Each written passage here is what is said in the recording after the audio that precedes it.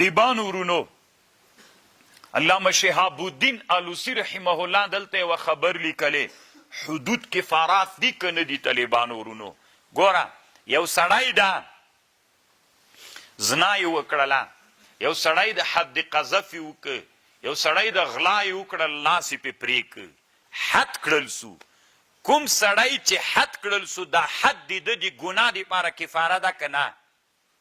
نو روح المانی خو دلته چې کم خبر کړی وي دا آیات اقوا د دلیل د ولهم فی الاخرة خزیون، دوی دپاره په آخرت کې عذاب عظیم ده. دا په دنیا کې دوی ذلت ته، په آخرت کې ورته عذاب سته. ګوره د دې آیات نه علما استدلال کوي چې حدود کفارات نه دي. خو طالبانو ورونو تحقیق داسې ده، اصل دا تحقیق علامه انور شاه کشمیری صاحب کړی چې دلته په احکام القرآن کې ترنه نقل کړی ده. زه به حاصل درته وایم طالبانو دا ډېره ښه موضوع د حدود کفارات دي که نه دي. که چېرته یو چا توبه وویستله، حد کړل سو، پس له حد نه توبه وویستله، زنا یې کړې وه، واده یې نه درلوده، یا یې واده درلود رجم کړل سو، پس له هغه نه چې دی رجم کړل سو، دا که توبه یې وویستله دې ګناه نه وروسته او بیا حد کړل سو، نو دا توبه د ده دپاره څوک ده؟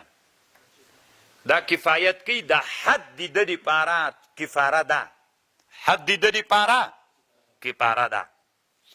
او که چېرته یو چا څوک حد کړل سو، توبه یې ونه ویستله، دا دوه صورته لري.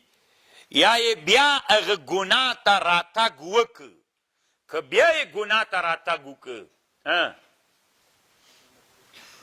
بیا د ده په حق کې حد توبه نه ده. که بیا یې ګناه ته راتګ ونه کړ، بیا د ده په حق کې بیا دا حد څوک ده؟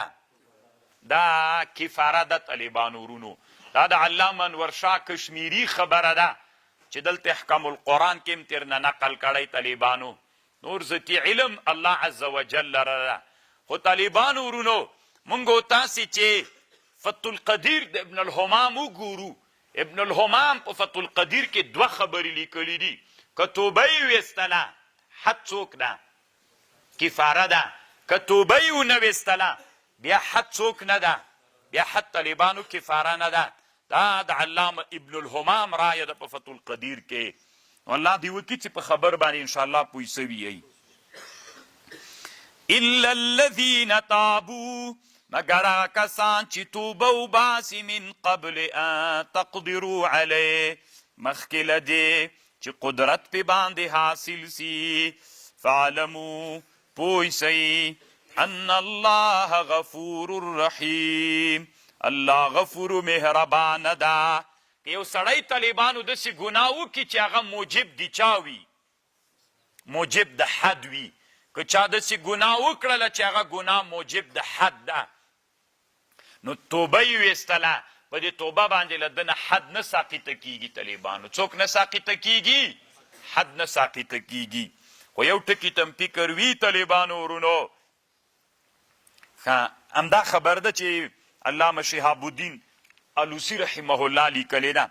صرف دومره خبر ده که هغه ته خبر رسېدلې وله، بادشاه ته به یا رسېدلي یا به نه یې رسېدلي، هغې کې بیا څه خبر شته. او مونږ قاضیان نه یو، څه کوو چې پرې غږېږو.